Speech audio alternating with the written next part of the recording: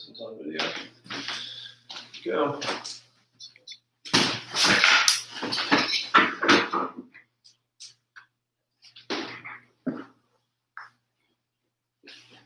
If it's already 9, let's do it. Yeah, you're on.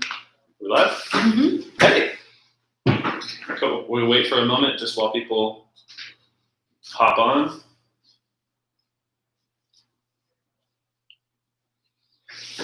If you're landing in and kind of joining us, feel free to settle into your seat, or if you're driving, find your sit bones, find your breath. We'll go about 20 more seconds, just kind of hanging out, waiting for people to jump in.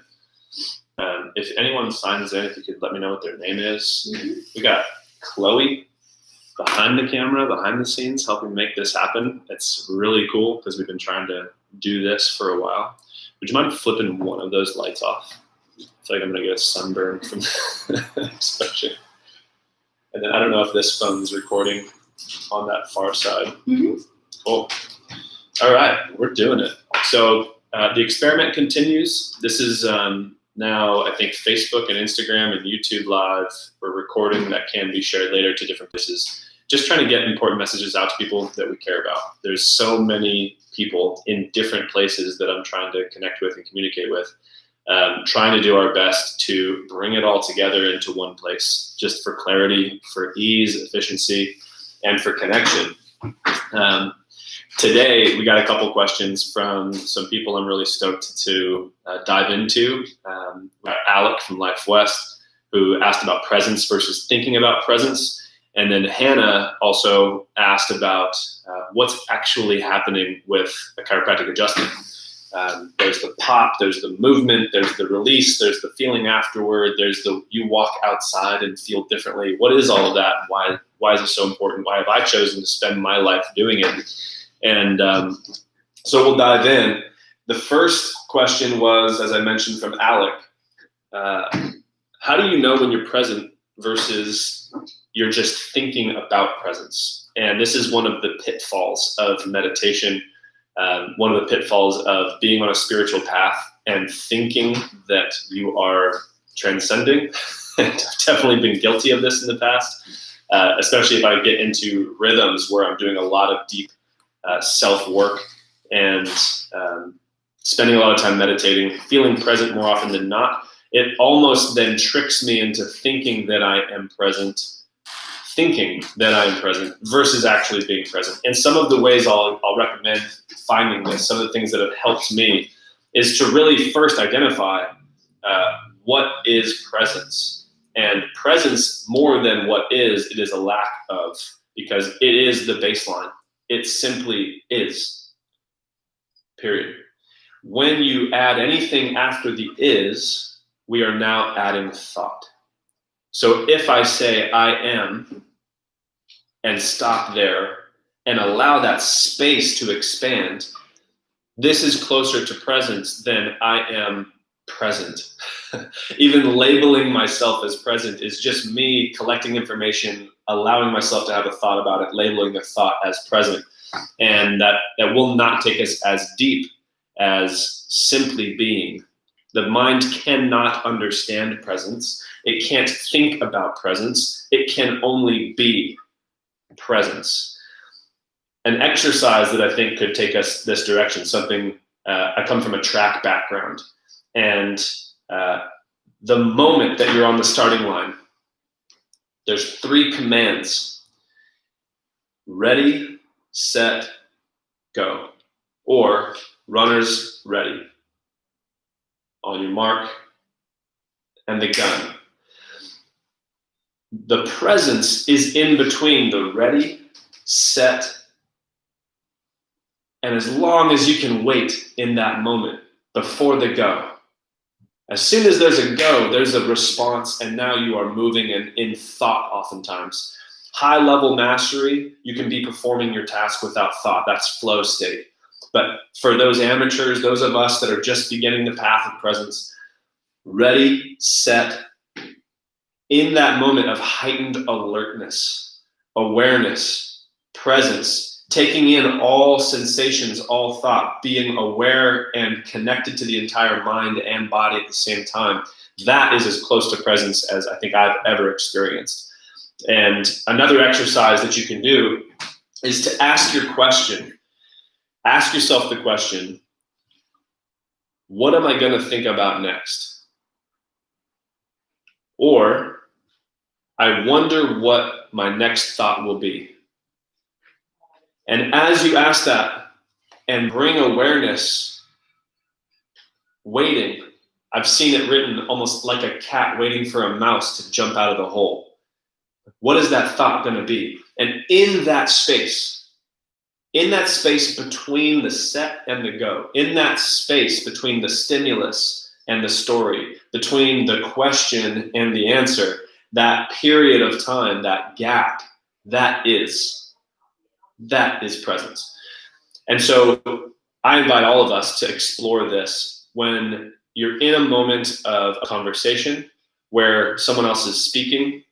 That's a really common practical place where presence can change the trajectory of our lives. Because if we're not in the conversation, but we're in our head, we're not present to the experience of what someone is saying, but rather simply waiting for them to finish in order to say what we're thinking. And all of our effort is making sure we don't forget the thought that we want to say when they're finished.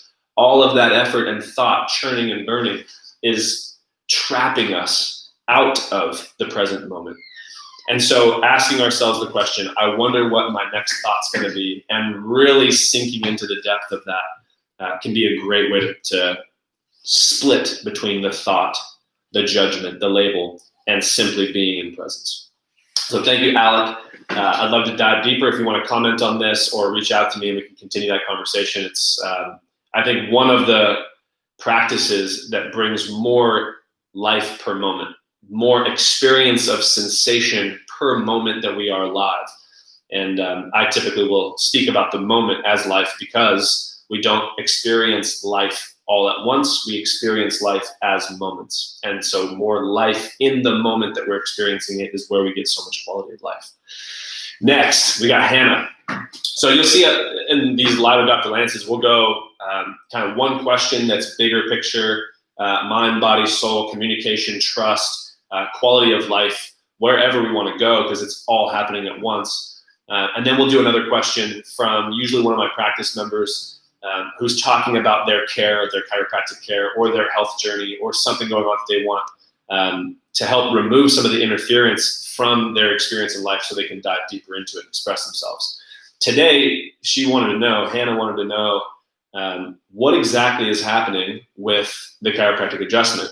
She receives it, she loves it, she has no idea why or what's actually happening. So I wanted to talk a little bit about what it is that we're doing as chiropractors. And there's a broad spectrum of application. There's a broad spectrum of what's the physical component of the impulse versus what the body does and how it adapts, which creates the adjustment itself, the co-creation of that experience, and what's happening in the brain, the body, and after you leave the practice into your day, what continues to happen. So when I am assessing somebody's body, I'm looking for tension patterns that are not balanced throughout the entire body. And when you recognize that the mind and the body are so connected, that if the mind is in a state of tension and stress, the body will increase tension and stress. If the mind relaxes and becomes present, the body can relax and begin tuning itself to the environment to become more sensitive and perceive more. This is where more life per moment comes. So the purpose of the adjustment itself, the impulse that I give and the adaptation the body goes through, is to become more sensitive to the environment, more connected within the internal environment in order to align the person's decisions and strategies to best get their needs met. So when I feel tension pattern, let's say someone's mid-back has a big collection of tension. When they breathe, the breath isn't going through that area like a wave, which is a more natural pattern. As the wave comes through, the whole area goes together. This would be an area that I would investigate. I take one of those areas and I feel which direction the fascia, the connective tissue, wants to rotate, or bend laterally? Where does the skin not slide with smooth travel? Because that sliding layer between the skin and the subcutaneous tissue, the sliding layer, is connective tissue that communicates to the brain about movement. So I want that layer to have smooth glide. Then I go deeper into the joints, and I feel which of the joints doesn't have full smooth range of motion. And oftentimes, if a joint has not had full range of motion for a period of time, the body will create connective tissue adhesions, like glue-like material, that will actually go across the joint and attach from one side of the joint to the other side of the joint, to where now when the body tries to go through that full range of motion, it can't. It's actually glued together. So sometimes I will adjust that joint and free that intra-articular adhesion, and then that joint is no longer stuck and it can go to full range of motion. For me, the reason that the full range of motion of a joint is so critical is that the brain uses information from the joint receptors to determine what's happening in the body based on position and movement speed and ground reaction forces and how to adapt. It's information the brain uses to make decisions on how to live, exist, and function in a gravity environment. So if those joints stop moving to their full capacity, the brain is now functioning with less than full information. And as all of us know, when we don't have all the information, it's easy to feel confused or unsafe or frustrated when you go to do things that don't work out. The brain's the same. If over time the body gets less and less information and it continues to make decisions that don't work out as well because it's lacking information, the brain will create a sensation of like a microaggressive frustration toward the body, and it will tighten up slightly. It does this by increasing the tone of the spinal cord, which then tunes the nerves and will increase the tone of all the muscles. Now the body's a little more vigilant, a little more defensive, because when I go to grab this pen on the table, if my brain is using my entire body to judge where it is and how to move, I might go to grab it and then miss it slightly, and then I'll grab it. Consciously, I might think, oh, that's no big deal because it didn't ruin my day. But in the brain, it might perceive that as, whoa, that pen wasn't where I thought it was, which means all of this might not be where I thought it was. I need to be a little more cautious as I'm moving through space. And this can add micro stress throughout the entire day. And now all of a sudden, someone's constantly here and they can't relax their muscles and they don't know why. And it can be because the body is stiff, having aberrant affrontation or a change to the input to the brain based on what's happening physically. The chiropractor can go in and adjust the joints, release that range of motion, get full input to the brain. The brain can then make better decisions, movement strategies, increase quality of movement. And then as they're walking through doors, they're not hitting their elbow on the frame. As they're getting in their car, they're not hitting their head on the door. As they go to grab the cup off the table, they're not hitting it away from them and spilling coffee everywhere. These little things that movement inefficiencies can increase stress throughout the day is one method of us helping someone have a better quality of life. Also, if someone has emotional stresses in their body, and meaning they experience emotional stress in their life, but they're not able to move through that, then their body may take on the anger that they feel in the relationship, or the sadness that they feel in their life, or the excitement, and everything's up here. But if they only ever feel that one emotion, and that's their overriding emotion, it's not just going to be their facial expression that starts to look like that constantly. You might see someone who's chronically sad have wrinkles in their face. It's not just the face that will change. The entire body will start to change. And that can get locked in. You can lock in emotional patterns to the physical structure. So we will find these tissues that are distorted, find these joints that may not be accessing full range of motion, and also creating an environment in the entire body where they can be expressing different emotions while we adjust. And that can be opening up and facilitating a broader spectrum of emotional experience. This is, I think, a higher level of care. Oftentimes we're starting physically just to unwind some of the patterns that are holding them back, seeing how far they're able to express on their own with very little extra input. And if we need to encourage them a little bit, we might ask a question about, what does this sensation mean to you? Where in your life are you feeling stuck?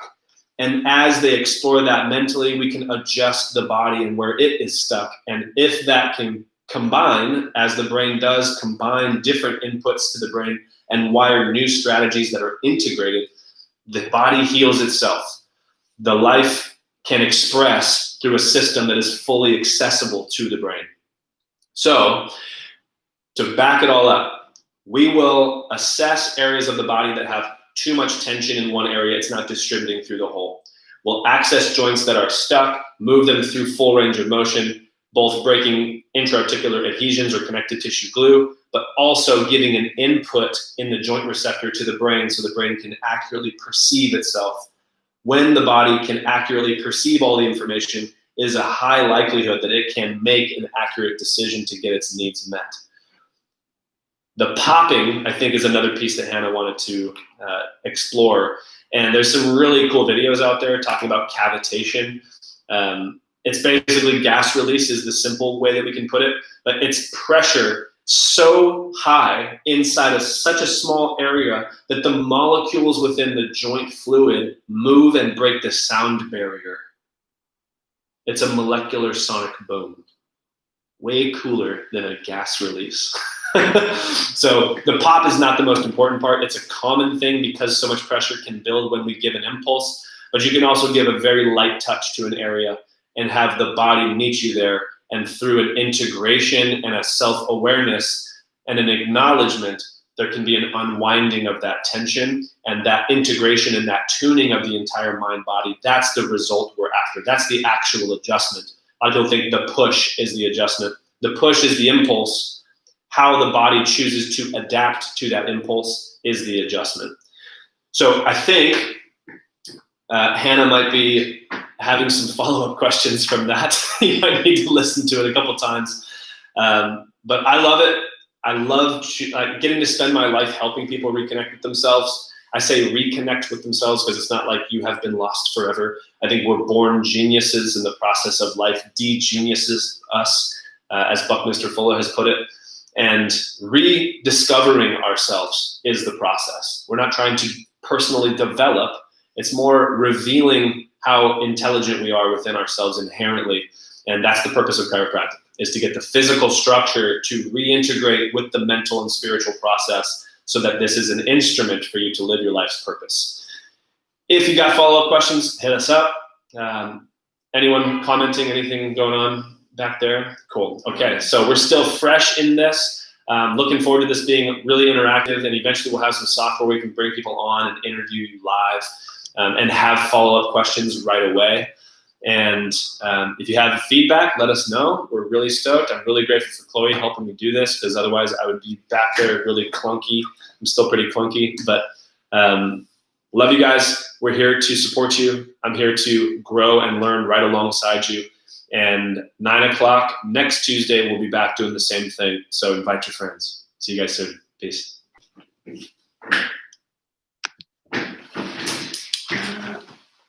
Andy said that description of cavitation was pop emoji.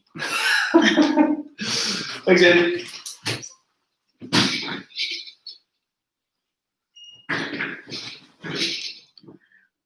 Yeah, see, I clicked post.